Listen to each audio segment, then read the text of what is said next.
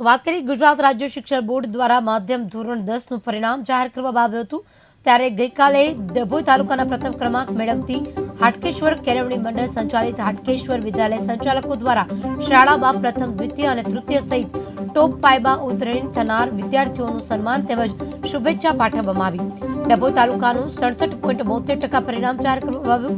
ત્યારે ડભોઈ તાલુકાના સાઠોદ ગામની હાટકેશ્વર કેળવણી મંડળ સંચાલિત હાટકેશ્વર શાળાનું તાલુકામાં સૌથી વધુ પરિણામ 85.71% આવ્યું છે। રાજ્ય શિક્ષણ બોર્ડ ધોરણ 10 નું પરિણામ જાહેર કર્યું। હાટકેશ્વર વિદ્યાલય સંચાલકોએ વિદ્યાર્થીઓનું સન્માન કર્યું। ડભોઈ તાલુકાનું 67.72% પરિણામ જાહેર થતા હાટકેશ્વર તાલુકાના સૌથી વધુ પરિણામ આવતા વિદ્યાર્થીઓમાં ખુશીનો માહોલ જોવા મળ્યો।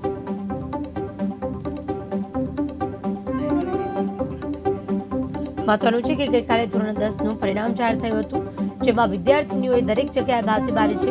વાત કરી ડભોઈની, જેમાં હાટકેશ્વર વિદ્યાલય સંચાલકોએ વિદ્યાર્થીઓનું સન્માન કર્યું અને તેમને શુભેચ્છા પાઠવી। ડભોઈ તાલુકામાં 67.72% પરિણામ વિદ્યાર્થીઓનું આવ્યું છે।